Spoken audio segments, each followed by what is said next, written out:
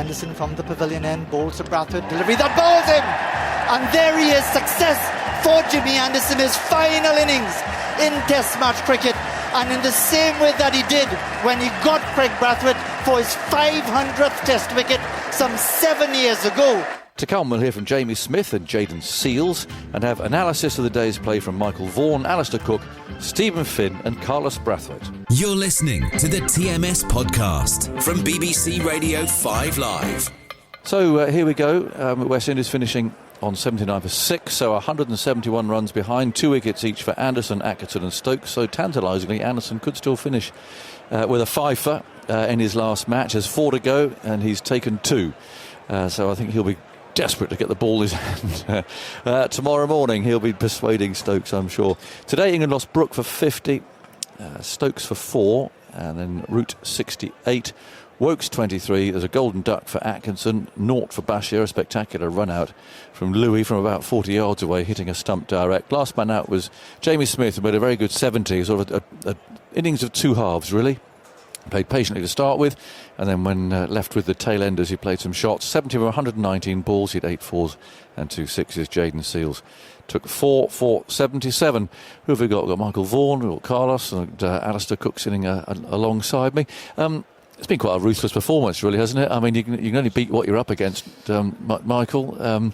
We talked about the different pace this morning, maybe, and the way that that sort of accentuated Bazball, if you want to call it, that seems to have been parked at the moment, or at least it seems to have been fine-tuned.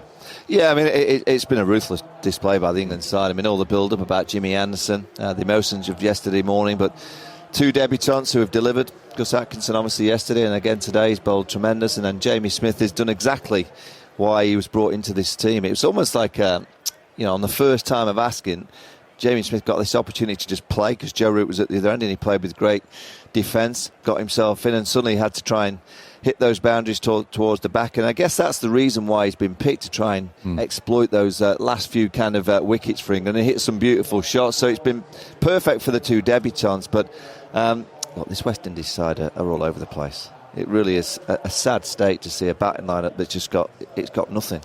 In these conditions, it's not easy. And they're up against the greatest of all time, and they're up against a Ben Stokes who's bowling great. I think that's a real positive for England to see Ben bowling the way that he is bowling. But I'm just seeing nothing from the West Indies. There's no counter punch. There's technically 1 or 2 can play a little bit, but I'm so saddened to see that batting display on a pitch that's done just a little bit. It's not gone all over the place, and to think they've lost 16 wickets inside 80 odd overs is staggering on that pitch. So I actually think technically they look okay.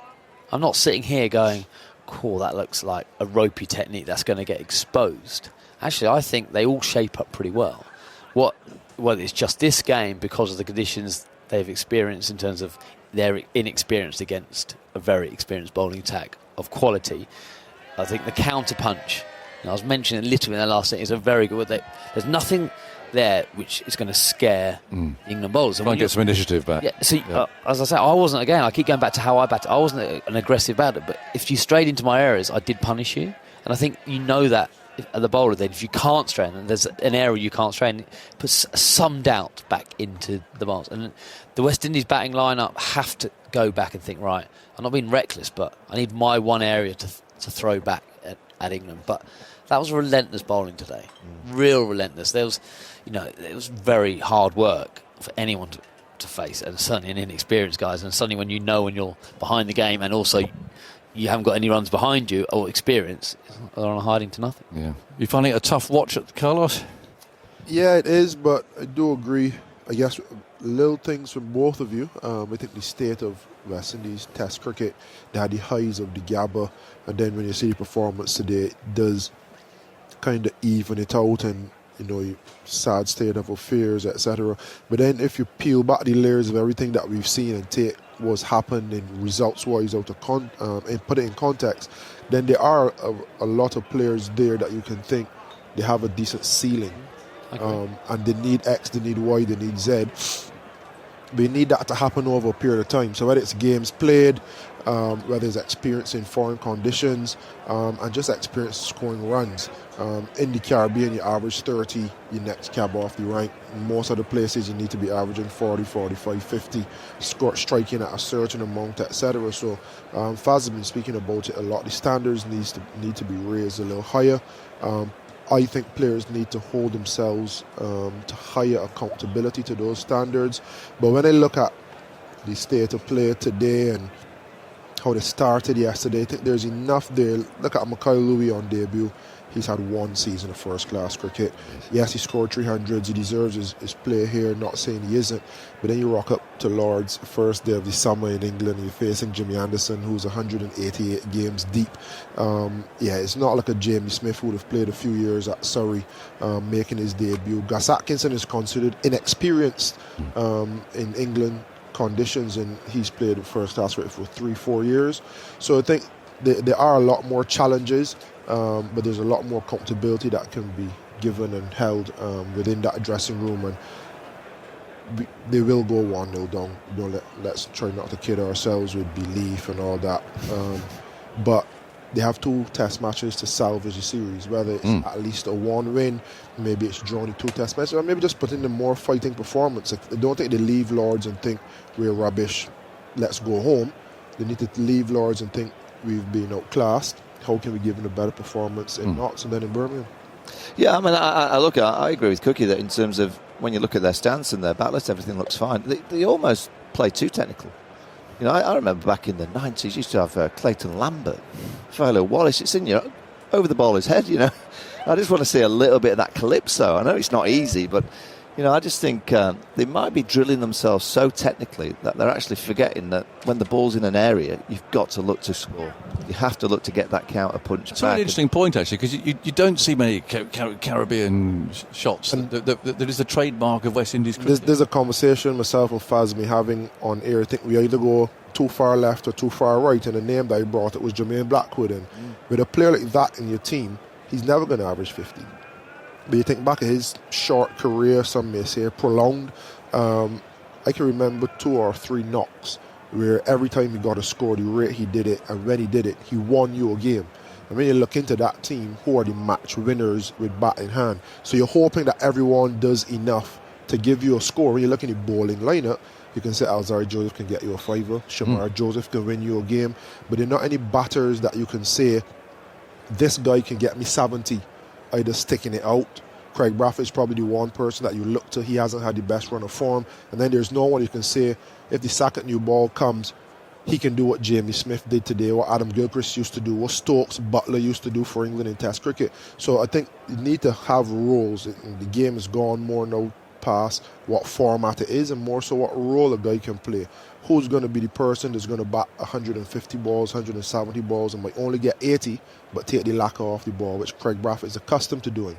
But then also who's that player who's going to score 80, 90, run a ball, show that bit of flair. We talk about Alec Athanaz looking and idolizing Brian Lara, but then we see him in the first innings come out and dead batting half volleys and play your shots. You play your shots when the balls come down to play your shots, then you don't need to fend at 10 overs later because you haven't been scoring. You get stuck in a rut, as you say, Vaughn, trying to be too technical, you lose your flair, and then you play a shot that you don't need to because you're starting to feel the pressure. It's an interesting point, though.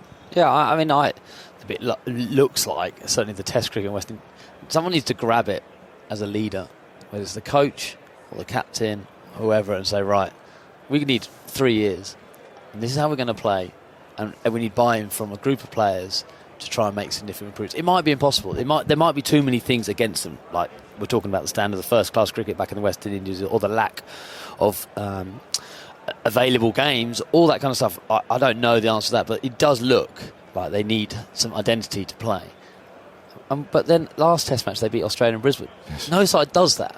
So there is something there, but whether it's just this game... It's really one bowler, though, that beat them. I mean, if you look at the overall team performance, it's a pretty tight game, wasn't it? Yeah, but they still beat Australia, so they've got something there. Like, I played there 4 times and never got close to beating Australia in Brisbane. So, like, there is something to grab. It just feels as if they need someone or something. Bazball. They need Bazball. They need something and you know, they've got a group of players that they look like they're all looking inward. You know, they're all a little bit timid and a little bit scared, and maybe they just need that kind of team gathering and say, right, we're gonna go for it. They're going to lose inside 2 days in a session, let's be honest, and they've played quite defensively. I'd prefer the West Indies to lose in 2 days instead of having a right good go, being flamboyant, and if the ball's there to whack. Look, we've been brought up with Chris Gale. If it was in his arc, it went straight over your head for six. I'm not saying that every player can play like that, but if you can free younger players up to believing that they can go out there and express themselves, I think the West Indies will be in a better position. Look, they've got a very good bowling attack. Yep. I don't think they bowl particularly well in this game. I think there's more for them to come, whether that's under preparation. They've got some seriously talented bowlers to go on. So it's not all doom and gloom. It's just been a bad 2 days. To the other end of the ground we go. Henry Moran with Jamie Smith. Well, Jamie, 50 on Test debut. How was that? Yeah, amazing. Amazing day. It was great to watch the guys go about their business, first of all, and then to go out there and get some runs. Yeah, it's very pleasing. What pleased you most about your performance with the bat? I guess just getting out there and getting off the mark was probably the most pleasing. It's probably the most nervy I've been batting, certainly in a long while. So go out there and contribute, I guess, to putting the team in a strong position is always the most important thing. Match situation, England well on top. It's been almost the perfect performance, hasn't it?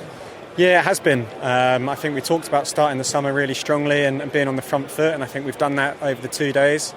That wicket at the end there's really got some good momentum into tomorrow again, and we're looking to take them 4 wickets as soon as possible. What about your role in this side? What have Brendan and Ben said? Because, of course, you're not first choice keeper at Surrey, so it is a slightly unusual circumstance. Yeah, it's a new role for me. I've not tended to bat at 7 and keep wicket. Even when I've kept wicket before, I've batted slightly higher, so it's just adapting to the differences that brings. Obviously, batting with the tail and things like that is different and new to me. So there's a bit of learning on the job out there. I said before, I probably sold Bash down the river a little bit on the run out. But yeah, it's learning on the job, and the more I play, hopefully the easier it gets. How's it been back at Surrey? I mean, it's an odd situation with Ben Foakes, I suppose. Yeah, it is, but he's been great. He's a professional bloke, so he gets on with it. We've got a very good relationship. He's helped me a lot with my keeping and tips and tricks, I guess, for coming in with what to expect. But yeah, it's all been okay. What about Gus Atkinson's performance? Somebody you know well. He's had a brilliant game. Yeah, amazing game. Extremely proud of him. To go out there and put on that performance on debut is nothing short of incredible, really. So pleased for him. He's got his wicket at the end there for all his hard work, and hopefully he can get a couple more to get 10 in the match. I think that'd be really deserved on what's been a pretty incredible debut. Now, talk me through that moment. Jimmy Anderson's walking down the steps, heading out to the middle. I mean, that must have been a bit surreal. It was surreal. Slightly gutted I didn't see that last ball go for 6, so he could have his moment against the spinner. That's probably one thing I regret most about that innings. But no, it was surreal. I'll be a bit worried if he gets a chance to go out and have a bat in the second innings. So hopefully he can take the last few wickets for the ball. And what of keeping to Jimmy Anderson? You'll have been somebody that has grown up without knowing any England side really without him, and it must be, again, such an odd feeling for you to be standing there behind the stumps with him roaring in. Yeah, it is. I've never expected to play for England. You're obviously working towards it, but you're never expecting to be there. So I guess you're just trying to take the moment in as and when it comes, and I think I've certainly done that for these last 2 days. And are you loving it? Is it brilliant playing in England Test cricket? Yeah, it's amazing. It's an amazing feeling. I think the confidence it gives you that you can go out there and also perform, but also have the backing of, the 11 guys playing, all the support staff, etc. It's a really welcoming environment that you can go out and thrive, and that's where I sort of play my best cricket when I'm relaxed, so it's perfect for me. And just finally, it feels like this England side hasn't quite been Bazball to the max. It's been a little more circumspect. Has that been a message or just match situation? Just match situation. There's enough experience in that room to go out and play the way they want to. There's been no message at all of how to play, and I don't think there ever will be. Each individual will go out there and have their own game plans and look to do them as much as they can.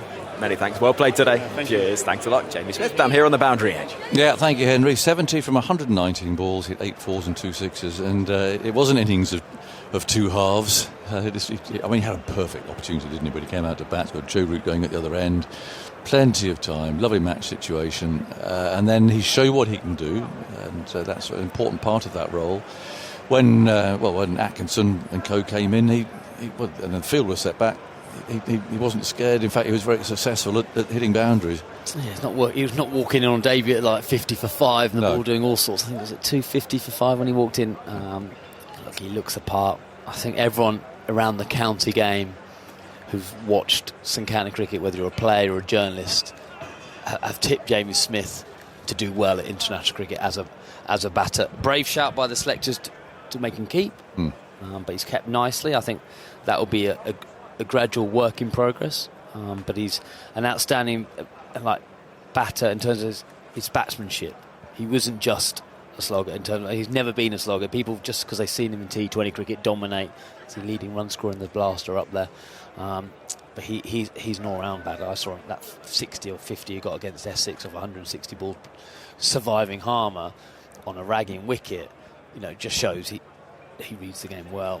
He's a guy I think we're going to see a hell of a lot playing for England. Steve Finn's come in, and I see Steve. Now let's talk about Atkinson, shall we? We've all been in this bowling debut situation.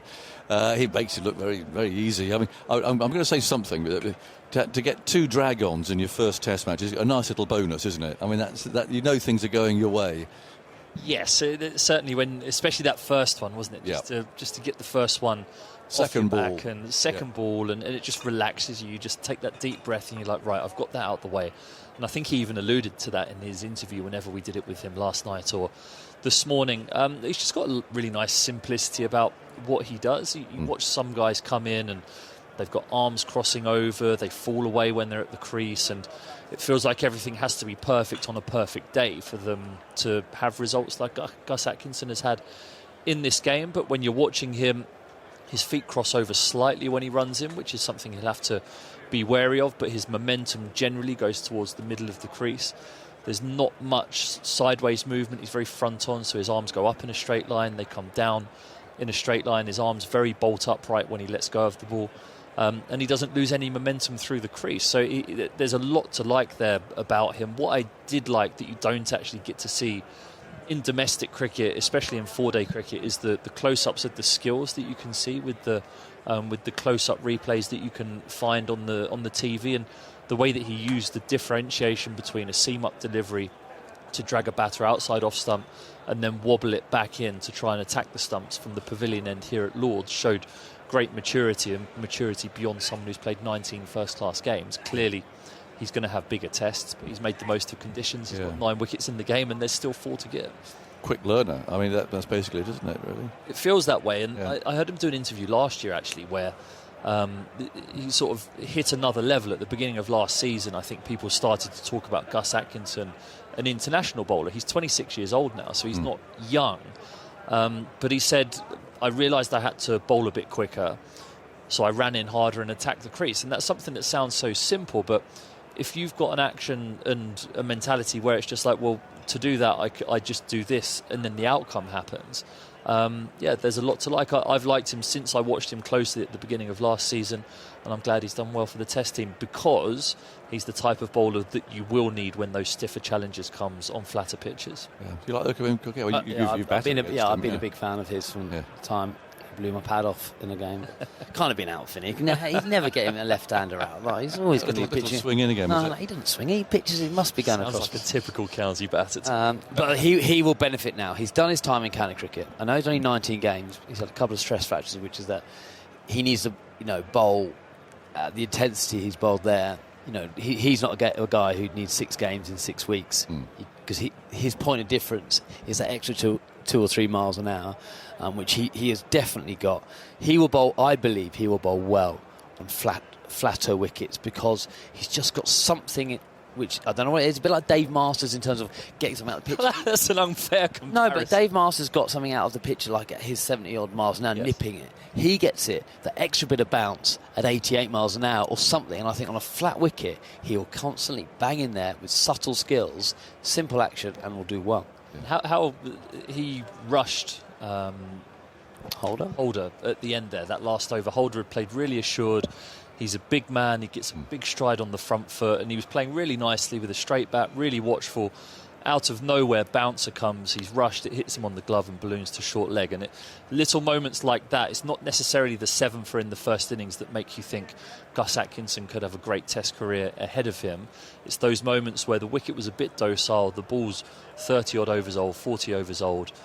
He gets that ball to lift and takes the glove, and it's those moments that can change games. And nice, I thought, that he did it with just 2 balls the day left, so he actually put a big effort in, because he's a tall man. It wasn't a question of, I'll bowl a couple of balls and we'll get off then. He actually put a lot of effort into that. Yeah, and he'll be sniffing 10 for tomorrow, which could be problematic for Jimmy sniffing a 5 for. Jimmy's still in there, though, isn't he? He's still in the frame. Maybe a great finish if he could. Yeah, a fitting finish. He's got three to get. Needs 3 of the 4. So yeah. 20 over spell. Cricketing gods. Atkinson gets in the first over. How many balls left? He's got 2 left. 2 to left or 2 1 left. Get to there. Then Jimmy goes. 1 left, actually. He's got 1 to get in, because Jimmy's going to bowl that in, isn't he? Yes. Sorry, Gus. He's pulling rank. Let's get some West Indies reaction, shall we? Henry Moran has also been speaking with Jayden Seales. Well, Jayden, match situation, how do you assess things at the end of the second day? Yeah, obviously we're under a bit of pressure, 70-odd for 6 is not the ideal position that we want to be in after, starting the Test match the way we did. So it's just a matter of us looking at what we did wrong and learn from our mistakes and move on from here. What do you think has gone wrong in this Test? I think we didn't really adapt to the conditions, the moving ball, It's something that we're not really accustomed to back in the Caribbean, as pronounced as it is in England.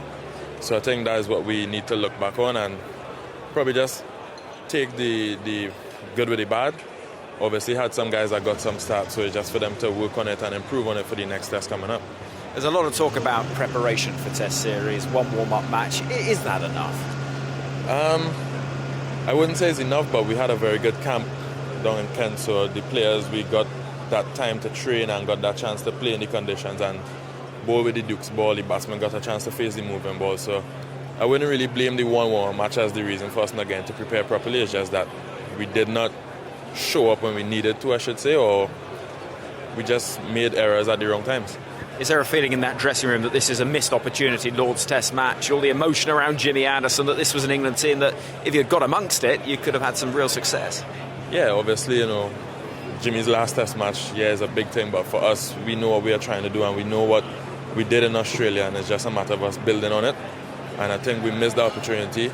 The game's not over, but we certainly missed the opportunity in the first 2 days, and maybe if we had batted a lot better first time and second time around, we could have been in a much better position. What is the attitude going into tomorrow? I mean, it looks like a game that's gone, but how do you approach it? We're not taking a backward step. We're still playing our cricket, playing the shots that we want to play, being assertive and being confident. If the result doesn't go our way, we want to go out in a way that we're fighting and we're moving forward. How's Shamar Joseph? I'm not too sure. The physio will probably work on him overnight, but hopefully he pulls up well tomorrow. It's a special occasion playing a Lord's Test match, and it's always special when West Indies play against England. How much, despite what's perhaps not gone right, are you enjoying this as an occasion?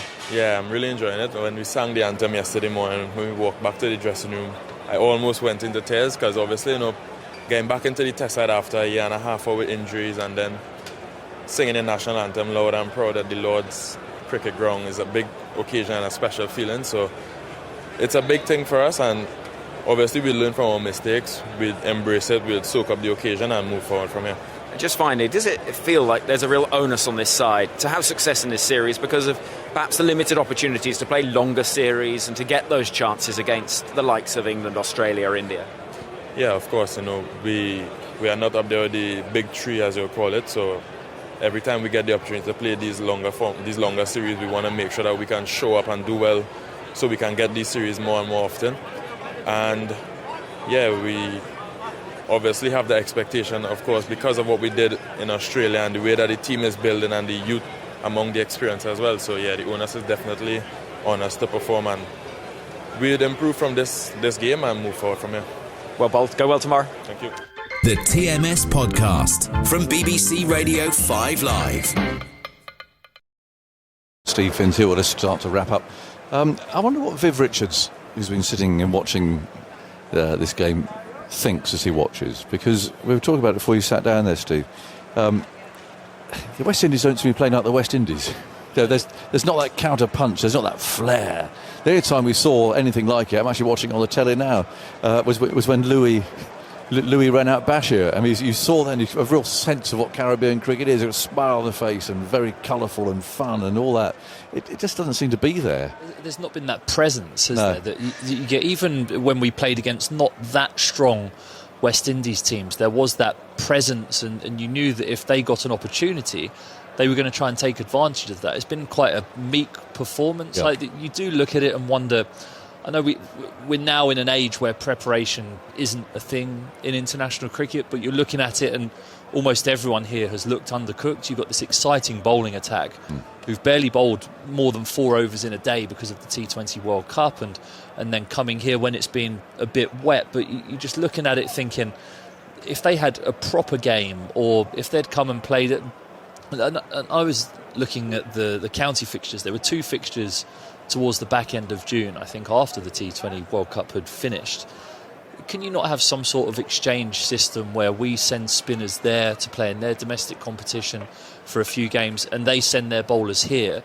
And it's just better for world cricket. If you have better competition than what we've seen over the course of the last 2 days, it's better for everyone. I know we all want to win, but yeah, what we've seen hasn't really been a fair contest between these two teams. It hasn't. And you're absolutely right. There has to be a way of making sure that Test cricket is played with everybody in the proper frame of mind, the proper physical condition, and all that to do it justice. Look at someone like Viv Richards, he's got his World Cup. I've seen pictures of him holding the World Cup in the museum that they won. There's that beautiful painting of him in the pavilion as well, and he stood under that. And you do wonder what someone like him sat in the president's box is thinking about this. And I know those guys in the West Indies team will want to make him proud and want to reconnect with that great West Indies team of the past and do something similar. But you feel as though they're hamstrung a bit by probably the system and other things, other ulterior things out there that are stopping them competing at the level that they can. But yeah, you want them to have that pride and that fight, and I hope they show that for the rest of the series. Yeah,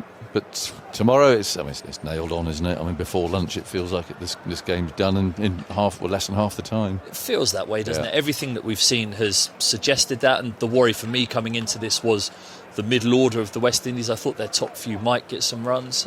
You look at that middle order and you think, if you get through that, then you're into the bowlers by the time you're 6 down. So, I don't anticipate it going too much beyond an hour tomorrow, but I hope I'm surprised, because my parents are coming and they want to watch more than 1 hour worth of cricket.